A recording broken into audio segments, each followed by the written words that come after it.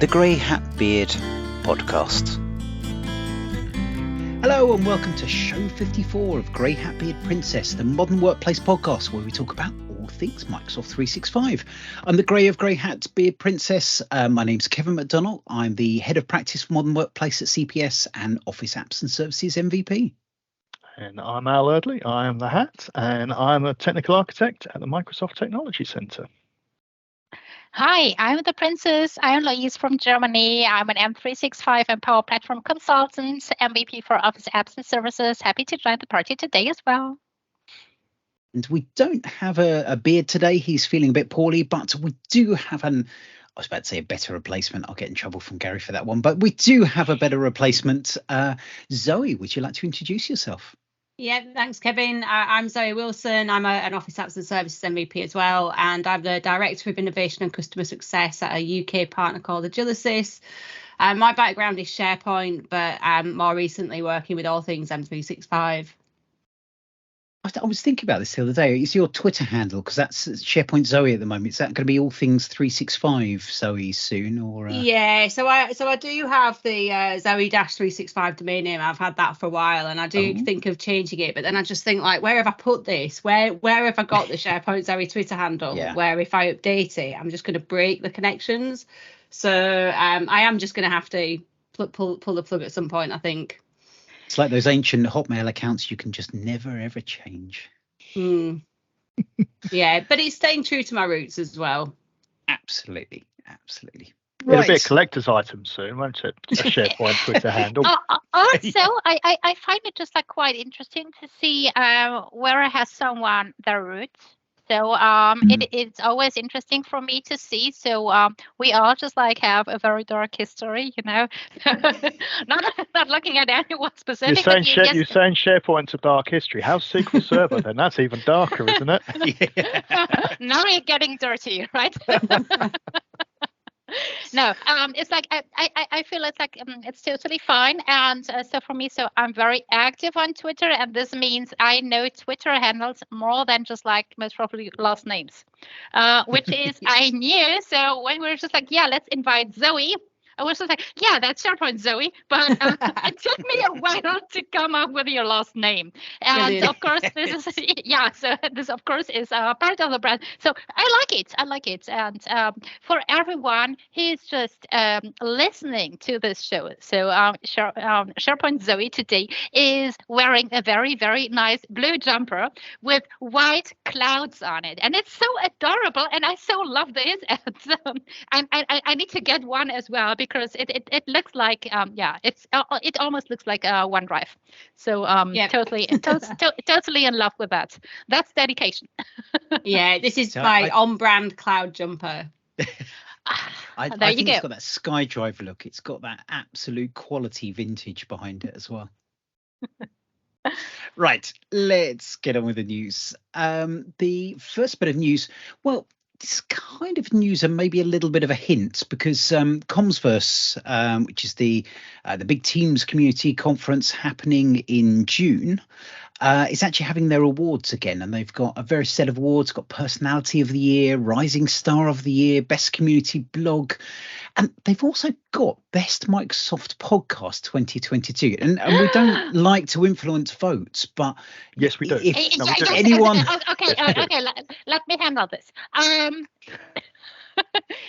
Please, people, if you do like this podcast, and I assume that you do because otherwise you would not listen to this right now, please go vote. It means a lot to everyone who's participating. So even if you do not vote for our podcast, please do go voting. And in case you like our podcast, then please vote for this one as well.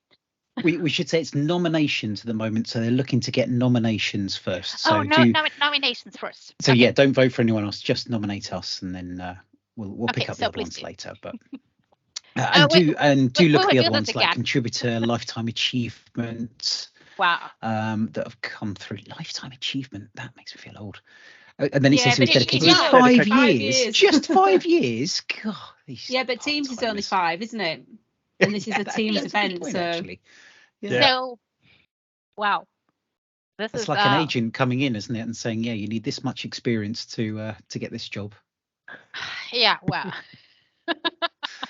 But talking on Teams, there is some another great article in the kind of what's become a regular cadence of what's new in Microsoft Teams, and the March one. I really like this. This is something I've been talking about at conferences for a while and it's finally hit, and that's the search results page in Teams. Now, it does make me laugh that that comes under the Teams performance updates, that they're ignoring any performance updates and talking about search, but they've finally brought more of the Microsoft search stuff. So bookmarks and acronyms will be in there, as well as making it easier to find messages, people, answers, and files on that. So they're bringing more and more of that Microsoft search goodness up front and into Teams. And I, for one, think that can only be a good thing, really. may I say that I have opinions? Because of course I do have We opinions. couldn't stop you. No, of course you couldn't.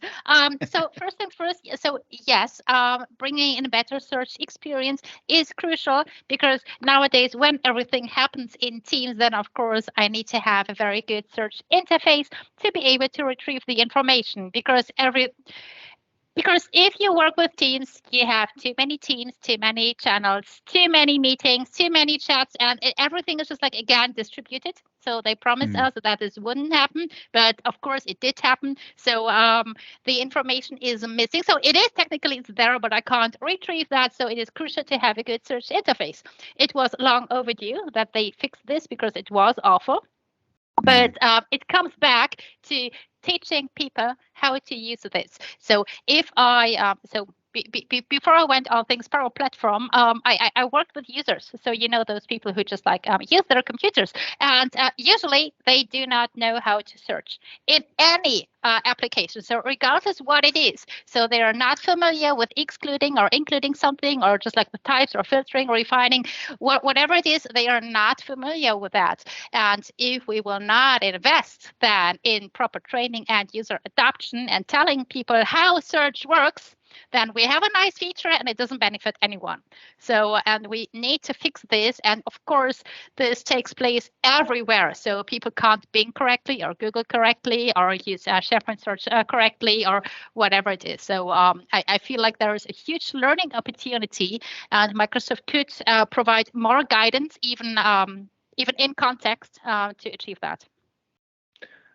Do you mean by do search properly? I don't disagree, but what do you mean, as in terms of search syntax? Getting the right syntax. And, I mean, this has always been a really interesting conversation around search. The Google view of, yes, you've just got one input and it will work out what the most appropriate result, versus, you get your results and you can see some filters and you can filter it. It's got to be a balance there. But you're absolutely right. People don't know how to add things in, how to use simple things like quotes, using quotes to force things to be included. Those are the little things that actually contextual help would make search so much better for so many people. Yeah.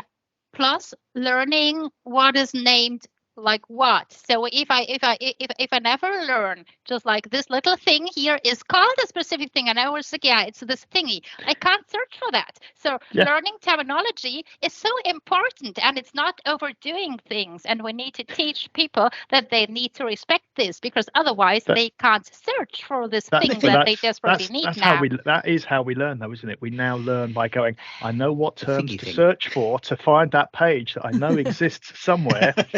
I always tell just like, so I'm a good developer because I know how to Google things, and then I can just like copy paste stuff. Hallelujah. And yes, we are all very good in Googling, but that means I know what it's called and know what is the context of the thing that I'm searching. And I feel like search usually for most people is just like pretty much unconnected, and it's uncontextualized, so they don't know how it fits in. And then of course they get too many search results because they can't use refiners. And then yes, the result that they want is in the search result on page 42 or something like that. And then they can't find it because it is just like hidden in just like other stuff. And we need to teach people that. And of course, AI could help.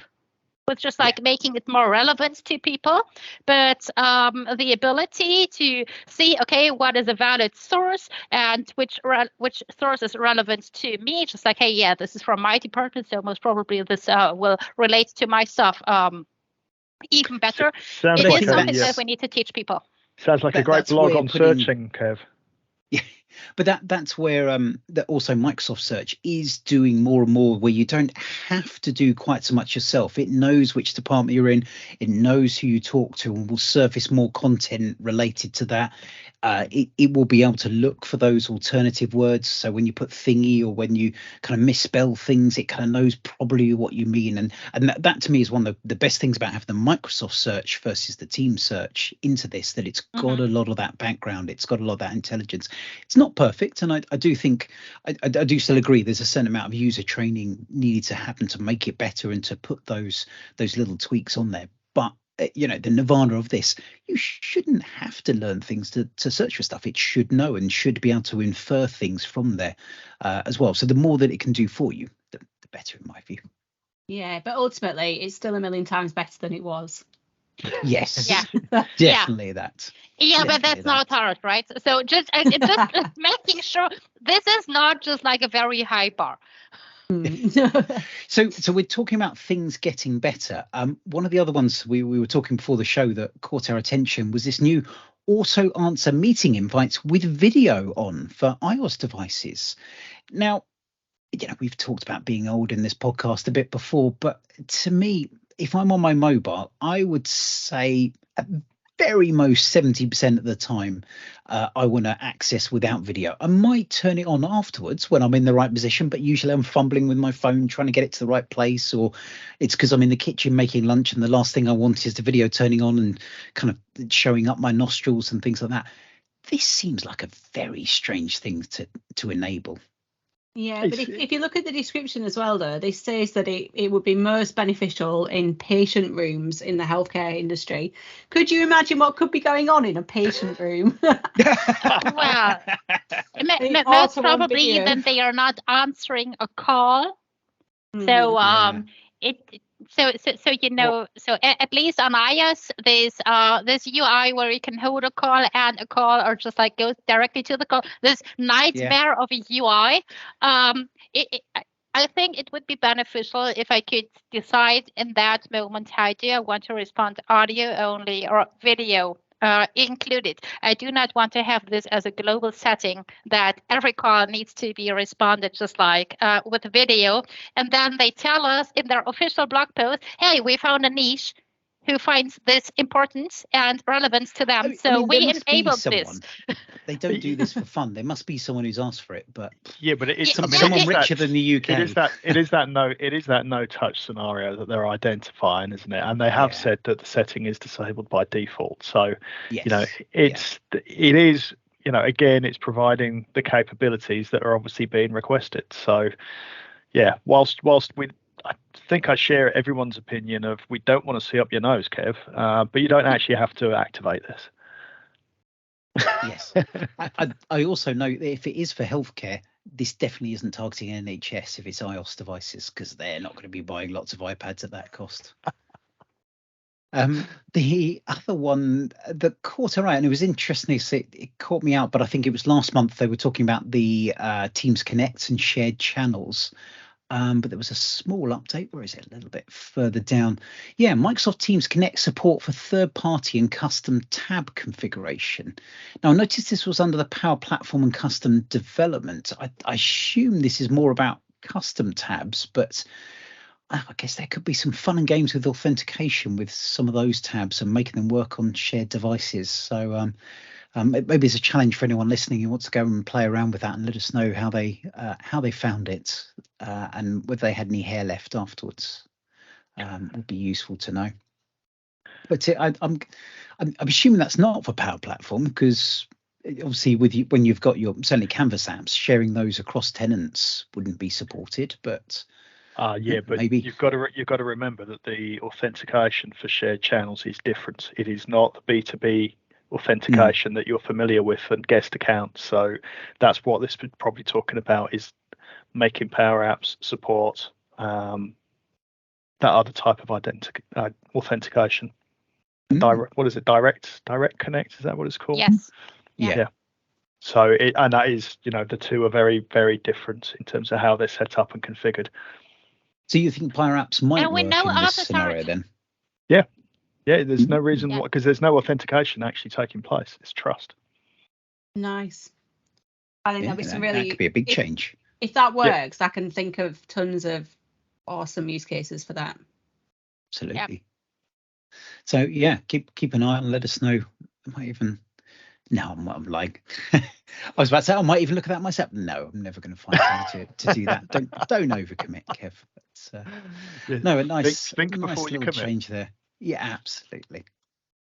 While we're talking about Power Platform, so there's a few other nice articles in there, lots of nice devices. We'll put it in the show notes if you're interested in look at that. But talking Power Platform, Louise, you noticed this one about the new Power Platform API. Yeah. So this is, of course, very, very interesting because being able, and of course we see now a lot of future, which means, so this is a preview, and I'm excited that they will just release more soon. So I'm putting this in air quotes, but it's great that they offer finally an API which we can target, because that was just hidden away. So it existed, but they didn't tell anyone. And I do hate not documented APIs, because you will find a way to use that somehow, because so you will find a way, but it's just more painful. And now that they are making this move, this will of course enable a lot of scenarios, and I'm happy about this, and we'll be trying out very, very soon then. Your thoughts, Al? Well, I think anything where you've got APIs in order to integrate with it makes a lot of sense. As you say, they were very hidden. They were very difficult to connect to and understand everything that's going on. Mm-hmm. And it's interesting reading this article, because there's a lot about, we're going to give you all the documentation. Excellent. Yeah, we're going to. So can you? So at least they need to have some internal docs, right? So hopefully. Yeah. And I think the internal doc, putting the documentation together, at least that's a starting point for how you can see changes taking place. So, I think in this day and age, everything should have API first, and then you work out the interface that you're going to actually be able to build on top of it. Make sure the API supports all the security and everything that you're supposed to have.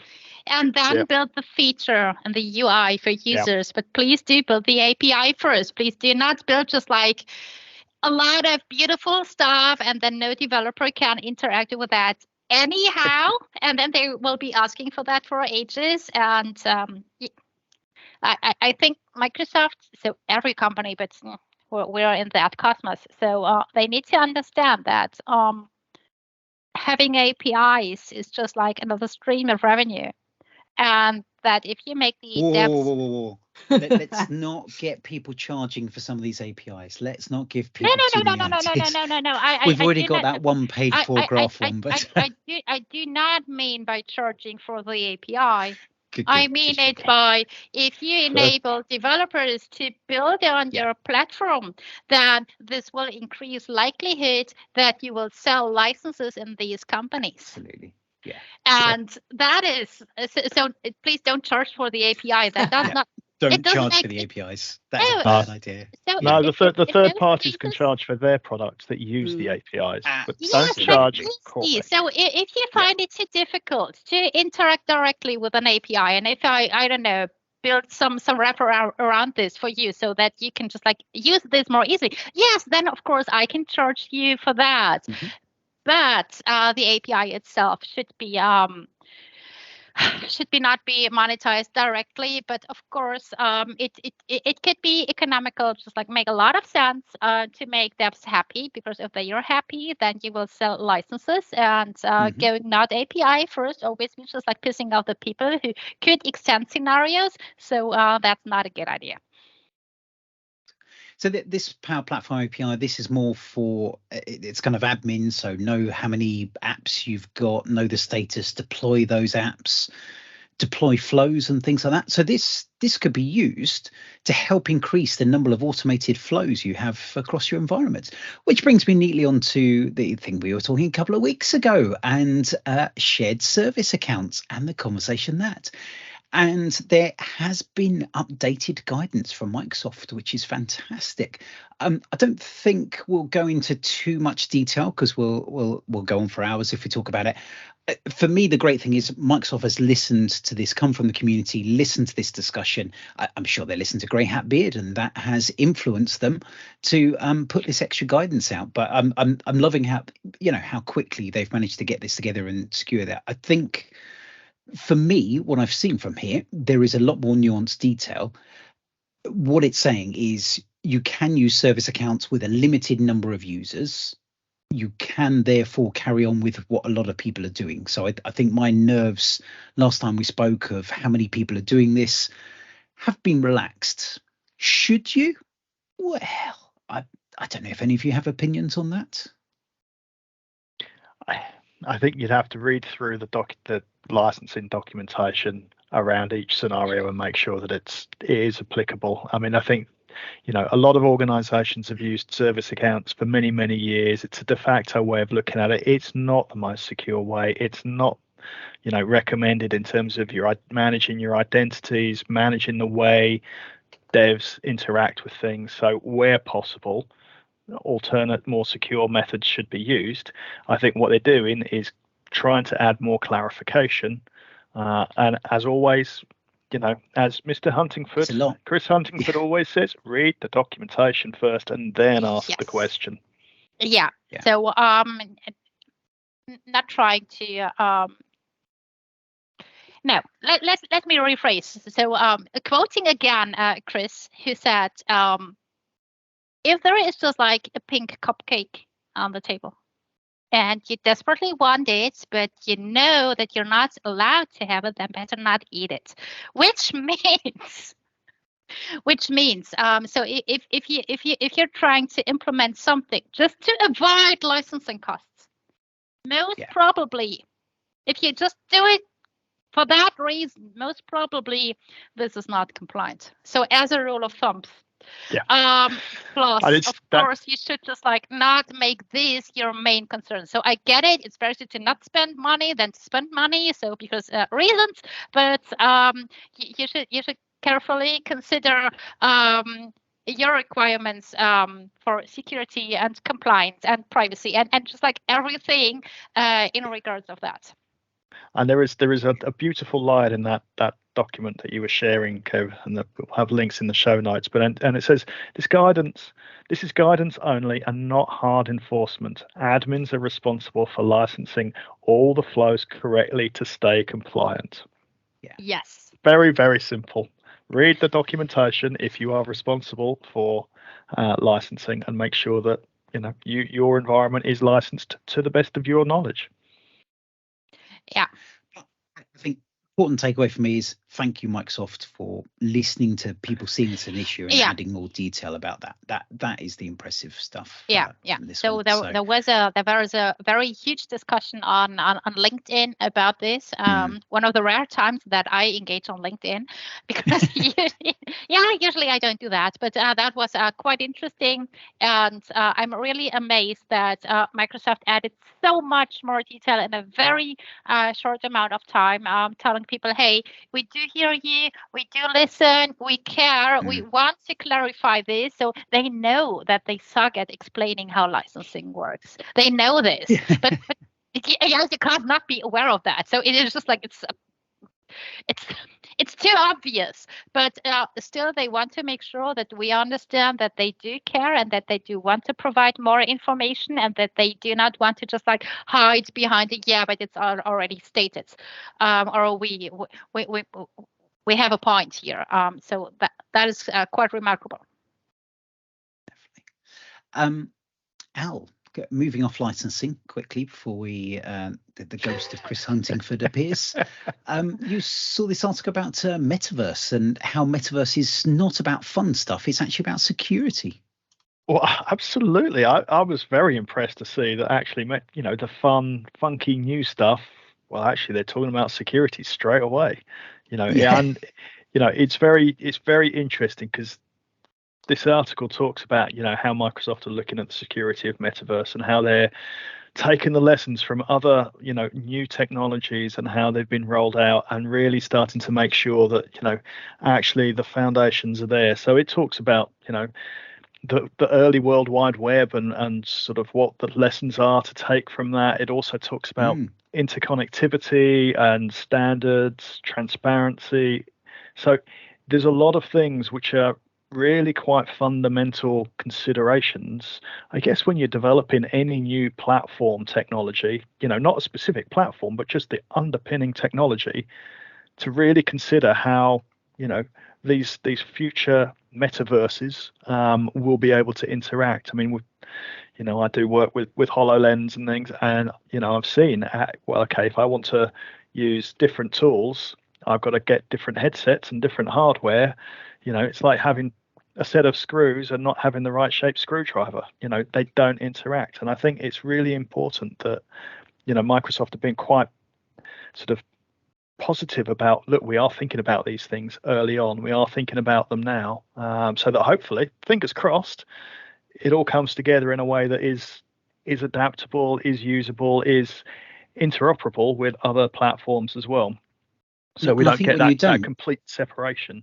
Because there's always going to be, you're always going to connect different devices, want to do similar things, and if you don't make it easy to do the right thing, people are going to try and find hacks around it, and that's where the security holes and things come from. So by making it easy to connect these things together, by having that kind of consistent approach, then you're more likely to keep things secure as well. So it makes sense for everyone, really. So it was good to see them coming out with it at quite a high level. So we'll see what, I can't wait to see what security compliance looks like for metaverse and how you label three-dimensional objects in a virtual world as being secure and into your password. Well, how you get B2B authentication with people on different platforms. Absolutely, yeah. More importantly, if you've got MFA enabled and you suddenly go, right, my phone's buzzing, but I've got my headset on, I can't see anything. Where is it? Help! I've got to find it. Let's do it through the eyes. Yeah, you get like a little alert on screen. Yeah, that would be good. Yeah, I mean, now you can see your eyes, so one of the things the HoloLens does is calibrate for every person who puts it on. So you could do the same thing. Does it? So you could do identity from that. Oh, it's really interesting. That's a selling point. It's interesting that, so it's great that they're talking about security, but actually, and I don't know what you'd class this as really, but I think if you look at how some people have used the various metaverses so far, there are some social challenges as well. I was reading a really interesting article that talked about some of the moderators or community champions or whatever you want to call them in the Facebook version of it. And they said they just had people trolling them constantly. They were like literally, they were trying, that these people were there to help newbies coming into this world kind of figure out what they were doing and how to use the controls and move around and stuff, and they just had people in their face constantly and get kind of standing in front of where their virtual menu would appear and stuff. And I was chatting to Luke about it. We were just saying, how horrendous would that be? Yeah, I know, because some of them have started putting in personal space boundaries so that people can't get too close, and there's sort of some of the physical constraints that we expect in real life. They're starting to kind of pull in and go, okay, well, you can set that minimum distance, that people can't get closer to that, so that they're not, encroaching on your what feels like very personal space, but in a virtual world. So yeah, you're absolutely right. Sorry, there's all sorts of new boundaries that we're going to be trying to set in terms of, how do we interact? What are the social norms of interacting in a virtual space that, we probably haven't even thought of half of them. And they will evolve, and they will probably evolve as negatives, which are then, updated. Yeah. So it's interesting. There was another interesting stat that I read recently. I can't remember the number, but there was a scarily high percentage of women who'd actually been sexually harassed in the virtual world as well. That's interesting. It is not about the where. We get harassed everywhere. Yeah, I know that's part of the considerations, isn't it, for this space? How people, if you're just going to let people interact, keeping it safe is absolutely crucial. Yep. Thank you. Right. Moving on from the depressing world of the future. The Microsoft Work Cloud, we often talk about this, it's one of our favorite sites, but they had a new post out. I think, Zoe, you saw this one, didn't you? The new world of time management. No, this one was ours. Work. Oh, it was out. That's right. Sorry. Yeah, this one was ours.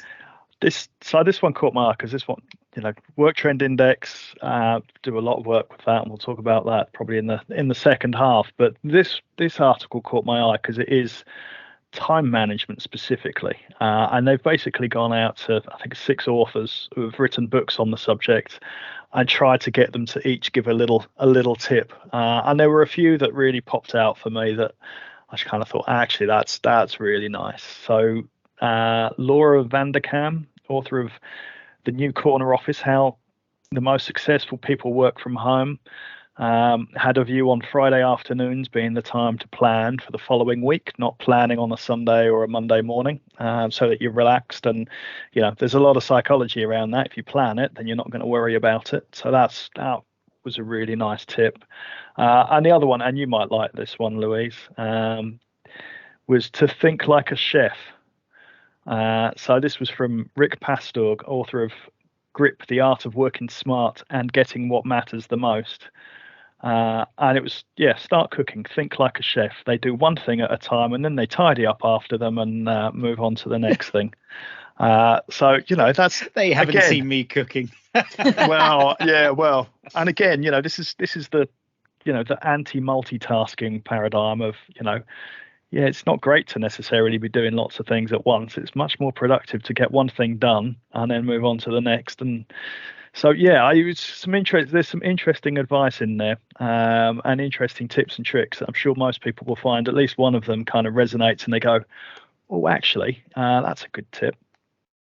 Because there was another one. That one below of scheduling pre-op and post-op times, that is one I do so badly, of having a big meeting but not blocking out the time before and afterwards to kind of follow up on the actions afterwards, to do a bit of prep, and just going from one meeting to the other and suddenly realizing I feel like we talked about this so often, that this just like cut off 5 or 10 minutes of each 1 hour meeting, that this is just like the trick how to do things, so that you can just like go to the bathroom or get a fresh cup of coffee, and we're just like, of course I want to go to the bathroom and get a fresh coffee as well, but what about allowing myself to reflect? What did I hear? How does this feel for me? What are my thoughts on that? What is the next thing that I want to do? What is the next thing that I'm required to do? This is not necessarily the same.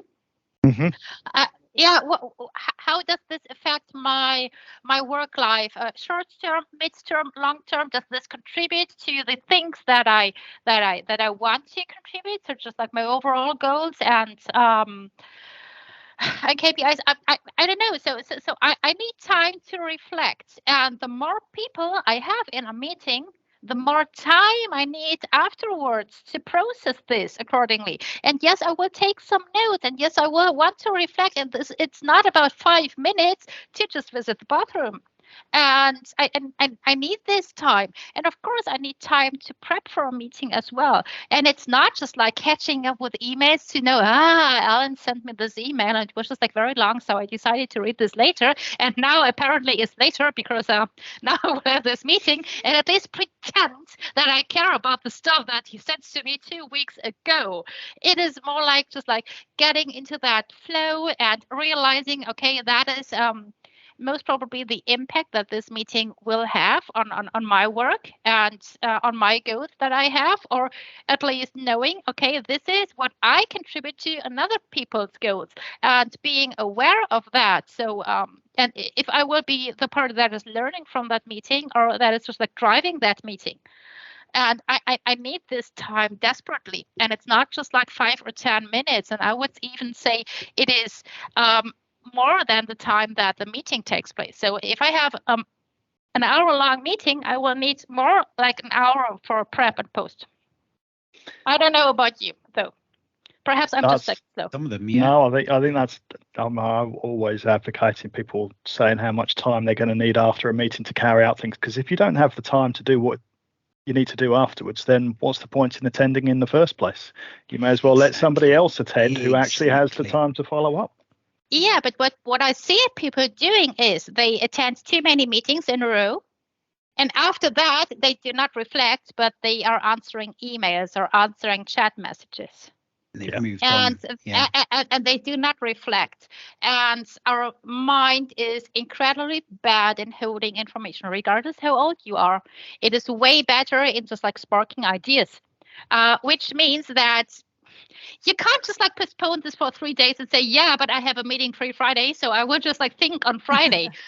So no, because that's when you're relaxing, isn't it? Because you've got no meetings. Well, you know that best thoughts happen under the shower, or when you just like I don't know, just like doing something that does not require you to just like think a lot, and then you just like have just like eureka moment and you're totally excited about this. It does not happen if you are in meetings. Then you do not have good. It does not happen. So we need time for that, and we need to foster a culture where this is normal, to allow people to do that. And when we see agendas like having 10 or 20 meetings in a day, then we need to make sure that we end this, because that is then again not the personal problem of one person. This is an overall problem and needs to address on a higher level. Yep. I'd agree with that. Okay. More meetings with actions, outputs, and time to reflect afterwards. And less people. You don't need to invite every single man, woman and their dog to every meeting. And they don't all need to be an hour long. No, 10 minutes. Yeah. 10 minutes someone max. pre-reading. Yeah, like 10 minutes. All right, what's the decision? Bang, off you go. Can I disagree? More cats and dogs in meetings, that will make them more interesting. But yeah, you don't. There's a lot of cats that turn up at my meetings. A lot of cats. And mine as well. You can't organise them to get them all thinking the same way. That's the problem. Yeah. What about dogs? You could organize dogs, because they will follow, but cats are just like.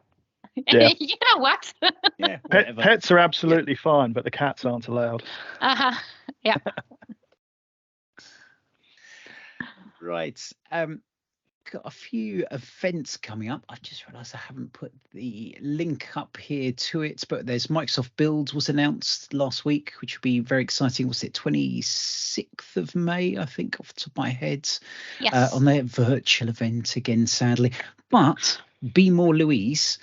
Go and grab a load of friends, get together and watch it together. I know you did that with the MVP Summit last week, Louise, and I think it's an absolute fantastic idea. So now is the time to start preparing. Grab a load of people, find somewhere to go to with decent Wi-Fi and broadband, and get together and watch so you can chat about it afterwards. Yeah. So what you need is Wi-Fi coffee. We found out. So we just like huddled with just like a couple of MVP friends at my place. Margaritas work well as well. The rest needs to stay just like under NDA, because so what happens in Düsseldorf, which is where I live, stays in Düsseldorf. But yes, it's a very good idea to meet with friends, and of course always just like respect your COVID rules in your region. But if you feel comfortable with that, it's a good idea to meet with people, even if it's just like a few, so that you can watch together and discuss the exciting news, or complain about the stuff that they did not announce, or just like do some soon announcements. So we're quite familiar with that as well.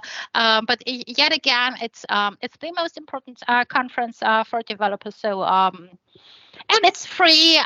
So go and register once this is this already open, or did they only did they save the date? No, they've just announced it. It's not open for registration. Okay, yet. so but once this is open, you will hear this here, of course, as well, and then go register, because I think it's still relevant, even if it's only virtual. Absolutely. And book in. I know there's I know there's been some talk that they're going to have kind of panel sessions and things like that. So look out for those and book in, have a real chat with people, even if it's just in the side chat. It brings a lot more to it when you can sort of speak to real people and things like that. So they, I know they did those for Ignite, but keep an eye out for those because they get booked up very quickly. Sorry. Yeah, and keep an eye out because they've got different experiences going on in different markets as well this year. So where they've got specific connection opportunities, as they call them, France, Germany, UK, Latin America, Japan. So there might actually be some physical events actually taking place in those regions as well. So keep an eye on. We should say at this point we don't know if that's going to be physical or not. So they haven't confirmed one way or the other. But keep an eye open for that. Be interesting to see what comes. Yeah, definitely should be good. Other event now, usually events we talk about what's coming up, but between our episodes we had Teams Nation, and the news that came out today that is going to be the last Team Nations, which is very sad. On there, I think we should call out Vesku, Chris, Adam. I think it's another Chris and Paul who sort of joins, and Paul as well, who've all helped in the committee and done so much for the community as well. I mean, the scale of this event was huge. The number of people I managed to get was massive. Yeah. So I think they've certainly gone out with a bang for this one. If you did miss it, I think it'll be up on, I think it's youtube.com/Teams Nation. Certainly go to the Teams Nation site, which will be in the show notes, and recordings are starting to come through, I think. So do go and check out. I think all of us were speaking at some point, weren't we? Yeah. So I don't think I've ever spoken at Teams Nation, Have you not? No. I thought you were on one of the events there. Okay. No, I think I always missed out. And then this year, I know we talked about overcommitting before. I didn't apply this year because I was trying to rein in the overcommitments that I was making. And unfortunately, how's that going, Zoe? Yeah, great. You keep messaging me with, we should do that. We should do this. I was like, I'm my own worst enemy. I am my own worst enemy. My problem is I just, I've got two problems. One is I've got an incredibly demanding and busy job. And then the other is that I get really excited about stuff. And my enthusiasm runs away before my my checks and balances kick in. Well, maybe this helps. So I once published a blog post on how to stop overcommitting. So we will link that as well, I think, because every time I post this, I get a lot of feedback for that, because you're not alone with that, with overcommitting, because you're just like full of ideas, and then you surround yourself with people who are just like the same, and then when people with good ideas come together, then of course great things happen. But yes, then this again means that you're just like very likely to commit to that as well, because yay, this new cool thing, and this awesome person wants to do something with me, and then we jump on that, and then we do things. And yes, apart from the very demanding job, and this can of course lead to just like some heavier implications as well. So it's a good idea to be aware, and I totally understand. And sometimes I'm just like refusing and learning to say no as well. So when I get asked, so hey, do you want to submit a session for this conference, or if I see that there is a call for speakers, but I feel like Teams Nation was always, so they were virtual before everyone was virtual. Yeah. And they were always doing this in such a great way, and the organization was always so perfect, and it was always just like a really, really cool experience to do that. So I'm very sad to see them leave. I'm pretty sure they have their reasons. So apparently they do not want to do this again. So. But I'm sad, but still thankful that they provided this great opportunity for our community over the course of 3 years. So this is an accomplishment, of course, and I'm pretty sure all of the main drivers will do some other amazing stuff in the future as well. So I've just been looking at this. We missed Matty. I knew there was someone else. So yeah, thank you to Matty for helping as well. So on the overcommitting, I'm going to mention a few things which are all in the show notes. You don't need to attend all of them. and if you attend all of them, you don't need to attend every single session. But there is the M365 conference, although probably if you're listening to this and you haven't booked tickets, it's going to be a bit late, especially if you're in Europe. If you happen to be in Vegas, you might be able to pop down, but do check it out. And also, if you happen to be not in America and you happen to be in Europe and you're free in the next few days, then there's the European Power Platform Conference. And I know, Louise, you're there with Yannick and Carmen as well. Carmen will be there as well. Yep. She will deliver a session. I will deliver a session. Plus, I will be delivering a session together with Yannick. And so looking forward to a lot of great sessions. So if you are somehow close or you can make your way to Berlin, please do so. Looking forward to meet everyone, because real people, just like not with a frame around them. And then of course everything is very cool. Talking about Power Platform, which is very close and dear to my heart. So looking forward to that. And let's see how this feels like to be on a very huge conference again. So for everyone for whom this is the first one then again. So I was fortunate enough to already have some now under my belt, which is good. But still I'm getting super excited about all of that. I just think it's so much nicer being in person. I don't know if you'd agree, but I find if I'm attending stuff virtually, then I end up with work encroaching on it. Yeah. Whereas if you go physically and you're actually in the same room as people, you can just shut all of that noise off and focus on the connections and the sessions. And those connections, I feel, are so much stronger in person when you've actually met someone who realises it does build those bonds better. Sadly, so. And that's one of the key reasons for going, isn't it? To actually meet people and to actually create those connections. Absolutely.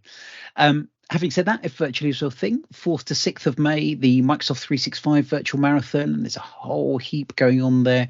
And I know they have a lot of language-specific areas as well. I hear, Zoe, you're involved in that, and I was chuckling because I was thinking, are you having to do the other language tracks for Europe, or no, you're not getting dragged into that? Excellent. No. So I'm just helping. I'll be acting as like a speaker support and point of contact for the Europe region. Perfect on that one. And then going back to in person, 10th, 11th of June, which is getting closer and closer. Terrifyingly, is Scottish Summit. Not terrifying because it's going to be bad, but just realizing how much I've got to do for that one as well. And then 29th and 30th of June, Comsverse as well, which is over in Mercedes World. So come and see fast cars, drive around and get lots of Teams-based loveliness. So that should be a great one. But lots of conferences coming up as well. Did I get this right? Yeah, it was brilliant last year. Steve Goodman and some of the other MVPs actually recorded their podcast using Teams walkie-talkie whilst being driven around a racetrack by professional drivers. It was just brilliant. It was very funny in that bit where they thought it dropped off. It's like, I think we're going to have to stop. I'm feeling a bit sick, which they left in the recording, which I thought was very nice of them. Yeah. Zoe, any other speaking events? Now, I'm just remembering this. Speaking, there's a Women in Tech event coming up, isn't there? Is that in April or early May, isn't it? No, so that's the Women in Teams community. So it's so it's a global community that Laurie Portmeyer was one of the people who was instrumental in setting it up, and then Marete Stavi, she's one of the other members of the organising team. And it's just a safe space, really, for women globally who work with teams to come and actually realise that there are other women who work in technology, because I think, sadly, still many IT departments are pretty male dominated. So we're talking about Viva Explorers, aren't we? That's right. So a few of us have set up originally Leslie Crooks started it, but a lot of, I think we're all MVPs now since Kat got her latest one. So talking about Viva and what the Viva Explorers is. So I'll add that to the show notes once I've dug that out as well.